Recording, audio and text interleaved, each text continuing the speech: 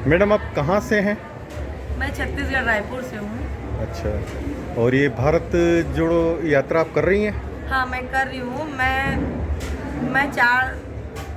30 सितंबर से लेकर के मैं आई थी। 4 सितंबर को था महंगाई पर हल्ला वो रैली में, तो मैं जी। छत्तीसगढ़ से दिल्ली आई थी। जी जी। उसके बाद जब मुझे पता चला कि यहाँ भारत जोड़ो यात्रा होने वाली है राहुल जी। गांधी जी के साथ, तो मैंने फिर वहाँ से 7 सितंबर को मैं तत्काल भारत जोड़ो यात्रा में राहुल गांधी जी के साथ आ गई हूँ, और वहाँ से मैं लगातार कन्याकुमारी से लेकर कश्मीर तक भारत जोड़ो यात्रा में चलती रहूँगी और इस यात्रा को सफल बनाने में सहयोग प्रदान करूँगी राहुल गांधी। एक्चुअली हमको क्या आपके बारे में जानकारी नहीं थी, लेकिन बहुत से वीडियो में मैंने आपका देखा, और ये जो इंडियन नेशनल कांग्रेस की आईटी सेल, इंडियन नेशनल कांग्रेस की इसमें भी क्लिप्स में भी आप नज़र आ रही, तो मैंने कहा आपसे, तो इसमें जुड़ने का कारण क्या आपका? देखिए, जुड़ने का कारण ये है कि जब से बीजेपी की सरकार आई है केंद्र में, तब से मैं लगातार देख रही हूँ लोग इतने परेशान हैं, महंगाई इतनी बढ़ चुकी है, महंगाई, बेरोजगारी है, महिला उत्पीड़न है, अब नोटबंदी करा रहे हैं। नोटबंदी कराने से क्या हो रहा है कि काला धन लाऊंगा बोले थे, काला धन तो लाया नहीं। मोदी सरकार पूरा झूठ बोल बोल के शासन सत्ता के लालच में लॉलीपॉप खिलाते हैं। नोटबंदी से मैं काला धन वापस लाऊंगा बोला, नहीं, काला धन वापस आया, और अगर काला धन वो वापस लाया है तो गरीब मजदूर के खातों में पैसा डालूंगा बोला है। वो पैसा कहाँ है और कितने गरीब मजदूर के खातों में वो पैसा डाला? पहला क्वेश्चन तो ये है मेरा। दूसरा क्वेश्चन ये है कि देश में इतनी महंगाई बढ़ गई है, महंगाई बढ़ चुकी है, तो फिर बढ़ी हुई है, तो केंद्र सरकार वहाँ से चीता खरीद करके ला रहे हैं बाहर से। जी जी जी। मैं ये पूछना चाहती हूँ कि हमारे यहाँ महंगाई इतनी बढ़ी और वो पैसे से, सरकारी पैसे से चीता खरीद करके ला रहे हैं, जो कि अभी जो जरूरी चीज़ है उसको करना चाहिए। मेरा कहने का मतलब वो जरूरी नहीं है चीता खरीद करके जंगल में लाना। पहला हमारा जरूरी कि हमारे भारत में जो गरीब मजदूर हैं उनकी सेवा करना, हाँ, उनको सहयोग राशि प्रदान करना, क्योंकि हम कोई विकसित राष्ट्र नहीं, विकासशील हैं, और बहुत सी दूसरी प्रायोरिटीज है जो पहले पूरी की जानी चाहिए। वो मेरा कहने का है। जैसे कि यहाँ से बहुत सारे लोग अरबपति खरबपति लोग यहाँ का पैसा ले जा करके बाहर यूज कर रहे हैं, काला धन। वो काला धन है, उस काला धन को चीता बाहर से न ला करके उस काले धन को विदेश से लेकर भारत लाते, तो मैं उस प्रधानमंत्री मोदी जी को बहुत बहुत धन्यवाद देती, क्योंकि विदेश से जो भारत देश की पैसा जो है, जो विदेश गया हुआ है, अगर वो वापस आ जाता तो काला धन जो भारत आती वो यहाँ के गरीब मजदूर के लिए यूज होती। ये बहुत अच्छी चीज़ थी। बेरोजगारी, अब देखिए बेरोजगारी इतनी बढ़ चुकी है कि लोग कोई मास्टर डिग्री अलग अलग प्रकार के हाई क्वालिफाइड है, इतने पढ़ चुके हैं कि उनको रोजगार नहीं मिल पा रहा है। अगर उनको रोजगार नहीं मिल पा रहा है तो सबसे पहले वो अपनी शादी कैसे करेंगे, लाइफ आगे कैसे जिएंगे, मतलब इससे एक तरह से मेंटलिटी टॉर्चर भी हो रही है लोगों में। या लड़की है, लड़के हाई लेवल का पढ़ाई किए हैं, लेकिन जिस लेवल का पढ़ाई किए हैं उनको उस तरह से नौकरी नहीं मिल पा रही है, बेरोजगार घूम रहे हैं। तो कभी वो गुपचुप की ठेला चला रहे हैं, इतना हाई लेवल मास्टर डिग्री किए हैं, कोई MBBS किए हैं, कोई M.Tech स्ट्रक्चर किए हैं। जैसे कि मैंने खुद M.Tech स्ट्रक्चर की हूँ, पर मैंने जॉब के पीछे नहीं भागी, मैंने खुद जॉब छोड़ करके, क्योंकि भारत जोड़ो यात्रा जो है गांधीवादी विचारधारा है, देशभक्ति विचारधारा है, राष्ट्रवादी विचारधारा है और संविधानवादी विचारधारा है। इन सभी चीज़ों को देखते हुए देश में इतनी बड़ी समस्या है जो कि मोदी सरकार को नहीं दिखाई देती। उनको तो बस शासन सत्ता के लालच में सरकारी पैसों से, जैसे GST के माध्यम से तो और किसी माध्यम से हम सभी देशवासियों से पैसा लेते हैं, और उस पैसे को कभी सरकार, कभी कांग्रेस की सरकार को, कभी गोवा में, तो कभी झारखंड में, तो कभी महाराष्ट्र में, ऐसे वो उस पैसे को बीजेपी के विधायक बनाते हैं, कांग्रेस के विधायक को खरीद करके, और उस पैसे से, सरकारी पैसे से विधायक खरीद करके अपना सरकार बनाते हैं। अगर मैं कहती हूँ अगर सरकार बनानी है तो जनतंत्र से सरकार बनाइए, अपने दम पे सरकार बनाइए। सही है। आप सरकारी पैसे का यूज करके आप MLA MP को खरीद रहे हैं और अपनी बीजेपी की सरकार बना रहे हैं, तो ये तुम्हें गलत है। जो चीज़ है मैं अपने लिए किसी प्रकार की नहीं मांग रही हूँ, मैं तो देश की जनता के लिए, देश हित के लिए बात कर रही हूँ। और मैंने तीसरी बात ये हो गई, हम एक दूसरी बात कि जो बेरोजगारी हुई है, तो अगर मोदी सरकार चाहे वो तो मुख्य प्रधानमंत्री है ना, प्रधानमंत्री जो चाहे वो कर सकता है, उनके पास पावर रहती है। वो चाहे तो जितने बेरोजगार पढ़े लिखे उनको रोजगार दे सकते हैं, नौकरियां इतनी इतनी निकाल सकते हैं, लेकिन वो ऐसा नहीं कर रहे हैं। वो रोजगार नहीं दे रहे हैं, जबकि वो कर सकते हैं, उनके पावर है रोजगार देने का। बिल्कुल सही। मैं हाँ, और ये भारत जोड़ो यात्रा के जो आप रोजगार नहीं दे रहे हैं तो रोजगार दे सकते हैं, लेकिन वो रोजगार की जगह में क्या कर रहे हैं, सभी जो सरकारी विभाग है उसको प्राइवेट कर दिए हैं, निजी करते जा रहे हैं। निजी कर देने से क्या होगा, एक तो जो भी एम्प्लॉई है अगर वहाँ काम करते हैं उनको जो सरकार पैसा देती है उतना वो प्राइवेट कंपनी पैसा नहीं दे पाएगी, पहला चीज़। दूसरा चीज़, वो कंपनी अपनी बेनिफिट पहले देखेगी। अब बेनिफिट जहाँ वो देखेगी वहाँ जो भी एम्प्लॉई है, जो भी मजदूर है, गरीब है, उनका शोषण होगा। शोषण का मतलब ये, एक तो वो पैसा कम देगा, और दूसरा चीज़ ये है कि वो उनसे जैसे 8 घंटा काम कराना है तो वो 10 घंटा 12 घंटा काम कराएगा, उससे वो करेगा। तो इस चीज़ों से क्या है, निजीकरण करने से ये भी समस्याएं हो रही कि गरीब मजदूर के लिए हाँ, वर्कर्स की सुनवाई नहीं होगी, सबसे बड़ी बात तो ये चीज़ है। तीसरी चीज़ ये है कि मैंने एक खुद लड़की हूँ, एक महिला हूँ। 2019 से लेकर 19-20 में लॉकडाउन का समय चल रही थी और इतनी महिलाएं रेप कर करके, कभी किसी का रेप करके मार दिया जाता था, तो किसी को पेट्रोल छिड़क करके मार दिया जाता था। मतलब इतनी अत्याचारी हुई और मैं देखती थी, लेकिन उस टाइम क्या साधन की सुविधा नहीं थी, लॉकडाउन का समय था। और मैं एक लड़की होने के नाते मैं दूसरी लड़की का दर्द समझ सकती हूँ। मैं तड़पती थी कि मैं उस लड़की का रेप करके, उन बलात्कार करके उनको मार दिया गया, जला दिया गया, और मैं ऐसी लड़की हूँ जो उस लड़की से मिलना चाह रही हूँ, उस लड़की के परिवार वाले से मिलना चाह रही हूँ, पर मैं मिल नहीं पा रही हूँ। मैं तड़पती थी और दुखी होती थी। ये सब चीज़ों को देखते हुए मैंने फैसला लिया कि नहीं, मुझे नौकरी नहीं करनी है, मुझे देश हित, राष्ट्र हित और समाज हित के लिए काम करना है। ये मेरा वो था। चौथा मुद्दा है कि मैं एक ओबीसी वर्ग से आती हूँ, है ना। अच्छा। और मैं नहीं कहती कि ओबीसी हूँ इसलिए मैं बोल रही हूँ, ये नहीं है। ये देश के लिए भी बहुत बड़ी मुद्दा है, क्योंकि मोदी सरकार बोलते हैं कि मैं खुद ओबीसी हूँ, मैं साहू हूँ, बोलते हैं कि नहीं। हाँ। तो मैं ये कहना चाहूँगी, अगर साहू हो तो, ओबीसी हो तो कम से कम कुछ तो ओबीसी के लिए करना चाहिए। ओबीसी पिछड़ा वर्ग बोलते हैं, मतलब वो वर्ग इतना पिछड़ते जा रहा है, जबकि मेरे कहने के हिसाब से जिसकी जितनी संख्या भारी उसकी उतनी हिस्सेदारी। संविधान जब बनी थी तो उस समय उस हिसाब से बनी थी।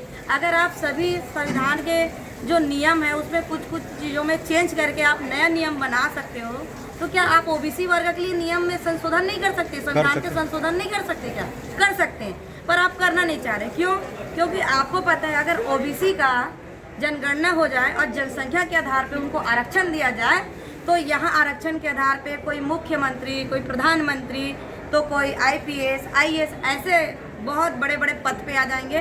तो आपको इस चीज़ का डर है कि आपकी उससे कोई प्रधानमंत्री छीना जाएगा, प्रधानमंत्री की कुर्सी, तो कभी मुख्यमंत्री की कुर्सी, तो कभी आपके जो आईपीएस है उनकी कुर्सी चले जाएगी। आपको अपनी शासन सत्ता, अपनी कुर्सी बचानी, इसलिए आप ओबीसी का जनगणना नहीं करा रहे हैं। इससे भी देशवासी बहुत ही नाराज है।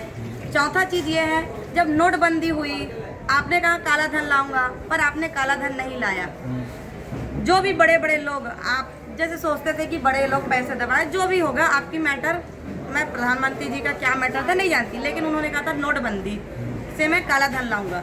नोटबंदी में कौन ऐसा आदमी है जो बड़े अरबपति, करोड़पति लोग जो बैंक में लाइन लगे थे, ये बताइए। नहीं, कोई भी नहीं। उस टाइम जो गरीब मजदूर थे उन लोग पूरा लाइन लगे थे, कभी पैसा नहीं रहता था तो कभी घर में खाने के लिए तड़पते थे, पीने के लिए तड़पते थे, तो कहीं वो काम करने गए हैं तो वहाँ काम से कैसे घर आए, ये बहुत बड़ी समस्या थी कि जेब में पैसा नहीं था।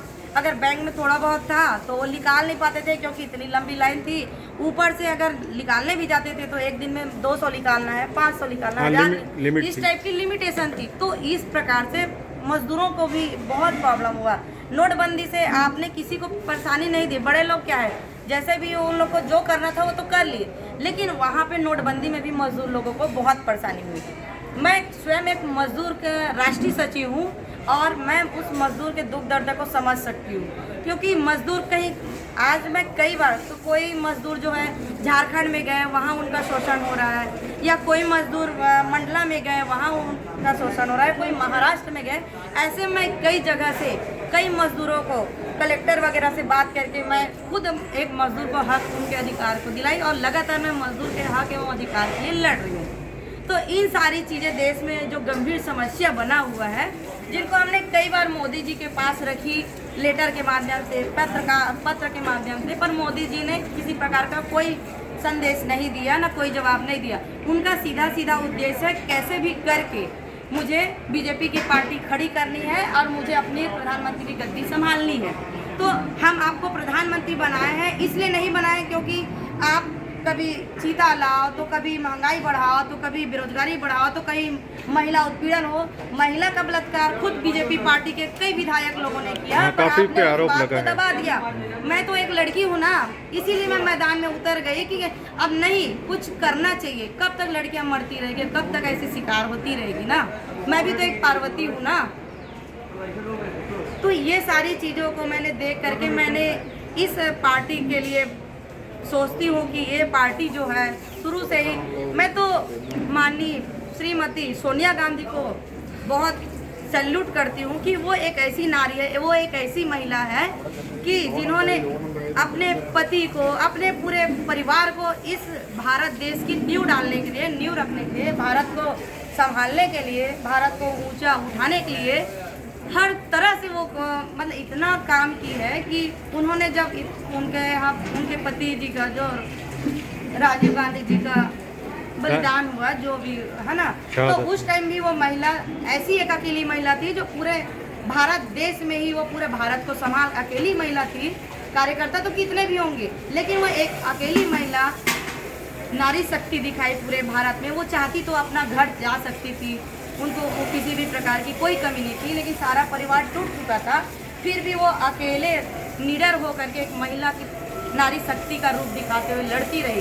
उस श्रीमती माननीय उनको किसी भी प्रकार का शासन सत्ता की लालच नहीं है। उन्होंने तो, गांधी परिवार ने तो कई बार प्रधानमंत्री का पद ठुकरा दिया। हम तो केवल जो गांधीवादी जो विचारधारा है, जो हमने केवल जोड़ने का काम करता है, देश हित में, जनहित में, संविधान हित में काम करते हैं, और बीजेपी के लोग केवल तोड़ने का काम करते हैं। जैसे हिंदू मुस्लिम, जाति भेदभाव, मंदिर मस्जिद। ठीक है, हम ये भी कहते हैं कि आप मंदिर बनाते हो, ठीक है, आप धार्मिक काम करते हो तो धर्म की काम है, बहुत अच्छी बात है। आप अयोध्या मंदिर बनाए, जो भी मंदिर बनाए, हिंदुओं के लिए मंदिर बनाए, मस्जिद, और मुस्लिमों के लिए मस्जिद बनाए, या सिख ईसाई के लिए चर्च बनाए, जो भी है वो तो धार्मिक काम के आता है।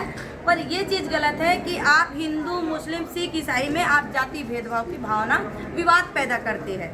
हाँ, सरकार के लिए सब एक समान होने चाहिए वो तो। हाँ, आप सरकार हो तो आप वोट लेते के समय तो नहीं बोलते कि ये मुस्लिम है, ये वो वोट नहीं देगा, ये ईसाई है तो ये मेरे को वोट नहीं देगा, मेरे को केवल हिंदू वोट देगा।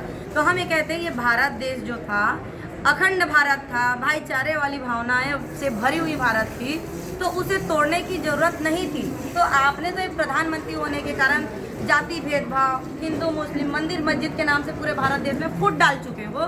तो ये सब सारी जो भी गंदगी है, उस गंदगी को साफ करना के लिए बहुत ही जरूरी था कि हमने आपको एक अच्छा प्रधानमंत्री है करके बोल करके बनाए थे। आपने जो जनता के बीच बात रखी थी कि मैं काला धन लाऊंगा, महंगाई, ये सब सारी चीज़ों को बोलकर, लेकिन वो सब किसी प्रकार की बातें नहीं हुई। आपने तो केवल मीठे देशवासियों को सामने मीठी मीठी बातें, भाइयों बहनों करके बातें रख के लॉलीपॉप खिलाते रहे, और जब प्रधानमंत्री आप बन गए तब आपने कुछ नहीं किया। ये बहुत बड़ी देश के लिए गंभीर समस्या थी, और ये सभी समस्या को गांधीवादी विचारधारा के लोग जो पहले से आज 75 साल से चलाते आ रहे हैं, वो सभी विचारधारा मुझे बहुत अच्छी लगती है। मैं गांधी परिवार की बहुत बड़ी फैन हूँ, और मैं एक लड़की हूँ, और मैं इसलिए आगे आ रही हूँ क्योंकि नहीं, अगर सभी लोग सुख भोगने लग जाए और इधर महिलाओं का शोषण होता रहे, देश का विनाश होता रहे, तो कोई ना कोई एक उस जो बुराई हो रही है, जो गंदगी देश में फैल रही है, उस गंदगी को कम से कम कोई रोकने के लिए सपोर्ट करने वाला होना चाहिए। जिस तरह से राहुल गांधी जी ने गांधी परिवार ने अपने गांधीवादी विचारधारा से, संविधानवादी विचारधारा से देश हित में, जनहित में जो आंदोलन चलाई है परिवर्तन लाने के लिए भारत जोड़ो यात्रा का, उस यात्रा को मैं बहुत ही सम्मान करती हूँ, क्योंकि वो 21वीं सदी की सबसे बड़ी यात्रा है। इस यात्रा में वो सभी लोगों से एक ज़मीनी स्तर पे मिल रहे हैं और सभी गरीब मजदूर किसान राहुल गांधी जी के पास, गांधी परिवार के पास अपनी दुख दर्द, अपनी विचारधारा रख रहे हैं और जहां तक दूर हो सके राहुल गांधी जी ने उस दुख को दूर करने का कोशिश कर रहे हैं। और ये है कि जैसे कि एक समुद्र का पानी होता है, वो समुद्र की गंदगी को एक लहरों की तरह गंदगी को साफ करते हुए अपने आगे निकल जाते हैं अपनी मार्ग पे, एक नदी का पानी जो होता है। और उसी प्रकार राहुल गांधी जी ने भारत जोड़ो यात्रा में देश में जितनी भी प्रकार की महंगाई, बेरोजगारी, महिलाओं का बलात्कार जो है, और जो ओबीसी के आरक्षण न देना, जाति भेदभाव, मंदिर मस्जिद, ऐसे जैसे तमाम जो देश में समस्या है, वो समस्या को, वो हमारे लिए बहुत बड़ी समस्या है, गंभीर समस्या है। उस फैली हुई गंदगी को साफ करते हुए एक बहते हुए समुद्र के पानी के लहरों की तरह, हम तो एक लहर की तरह है राहुल गांधी जी का, लेकिन मेन तो राहुल गांधी जी है जो कि इस राहुल गांधी परिवार हैं जो कि एक बहते हुए नदी के पानी के लहरों की तरह इस देश के जो फैली हुई गंदगी को कन्याकुमारी से लेकर कश्मीर तक साफ करते हुए जा रहे हैं। और हम जब कश्मीर पहुंच जाएंगे तब देश में जो फैली हुई है गंदगी वो साफ हो जाएगा। हम तो इसी आशा विश्वास के साथ चलते हैं कि लक्ष्य जहाँ ना होने पाए, लक्ष्य जहाँ ना होने पाए, कदम मिलाकर चल, शीश तुम्हारी कदम चूमेगी, शीश तुम्हारी कदम चूमेगी, आज नहीं तो कल। इसी आशा विश्वास के साथ हम धैर्य रखते हुए सभी देशवासी इस भारत देश में भाईचारों की भावना और एकता एवं अखंडता की भावना से एक अखंड भारत परिवर्तन लाकर बनाने के लिए हम लगातार गांधी जी के साथ भारत जोड़ो यात्रा में कदम से कदम एवं ताल से ताल मिलाकर चल रहे हैं कि हम एक न एक दिन इस लक्ष्य को प्राप्त कर लेंगे, यही आशा विश्वास के साथ। और मैं गांधी परिवार को और खासकर श्रीमती सोनिया गांधी जी को, राहुल गांधी जी को और प्रियंका गांधी जी के मैं बहुत बड़ी फ़ैन हूँ, बहुत लाइक करती हूँ और मैं इस यात्रा के लिए गांधी परिवार को बहुत बहुत धन्यवाद देना चाहती हूँ। धन्यवाद, बहुत बहुत शुक्रिया आपका। और नाम तो आपने नहीं बताया है, ठीक, ओके, धन्यवाद।